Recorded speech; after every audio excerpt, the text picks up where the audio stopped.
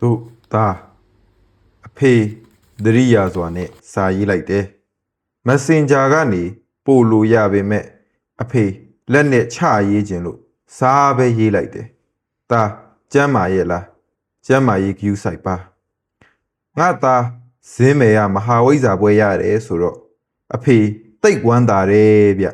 မင်းအမေကြီးကတော့သူ့မြေမဟာဝိဇ္ဇာဆိုရင်အထက်လမ်းပဲဆိုကြေနပ်နေတာတို့အရက်မှာထွက်ရက်ပေါက်တာဘာမြောင်ကြီးပြီးရင်မင်းပဲဆိုပြီးပြောနေတော့သားဗျအေးဘာမြောင်ကြီးကတော့ရွာလေလမ်းမှာယူပြီးရှောက်ပြေးနေတော့မှာပဲဗျာမင်းအမေကြီးက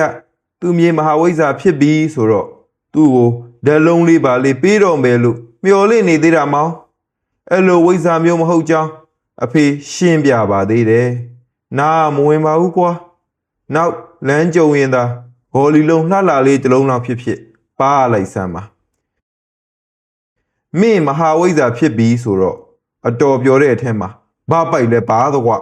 သူ့မှာသားထောက်သမီးကံမရှိတော့မင်းကိုပဲမြေးရင်းလို့ချစ်နေရတာလေမင်းရွာပြန်လာရင်ရောနေဘက်ကရောဆရာတွေနဲ့ပညာပြိုင်ခိုင်းရမယ်ဆိုတာကြီးပဲမောင်မင်းကဇင်းမဲယွန်းပြည်ကမဟာဝိဇ္ဇာဆိုတော့ရောဆရာတွေထက်တော့ตายရမယ်လို့အရက်ထဲလဲပြောနေသေးတာဟေးအဲ့ဒါမကြီးပင်ဘူးကပြင်စမန်ဆရာကြိုင်ကအမြင်ကတ်ထည့်ပြီးမင်းနဲ့အဝေးကနေပညာလှမ်းပြိုင်မယ်ဆိုပြီးအစီရင်တွေလုပ်နေတယ်အဲ့ဒါငါသားအခုတလောဖျားလေးတရားလေးလုပ်ကွာနေသတိသွားသတိစားသတိလေးလဲထားနော်အေးယုံနာမြုံနာအပထားဆရာကြိုင်နိုင်လို့ဖြစ်ဘူးငါသားဘက်ကအဖေပဲနဲ့တင်လောင်းထားတာဗျအေးငါသား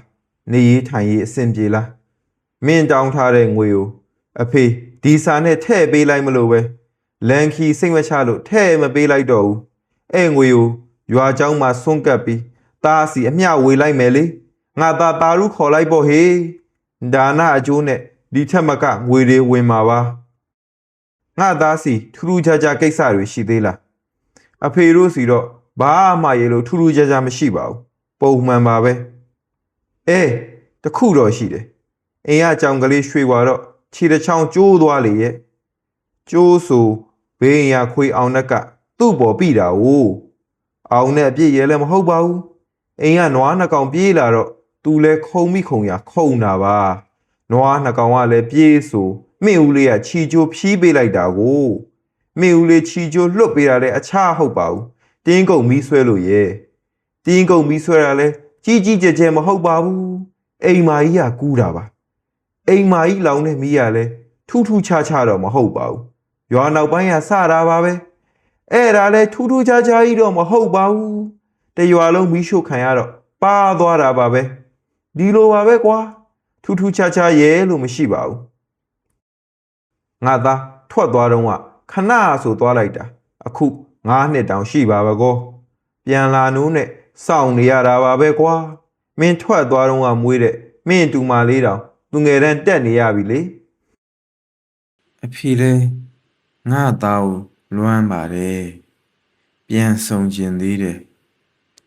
အဖေ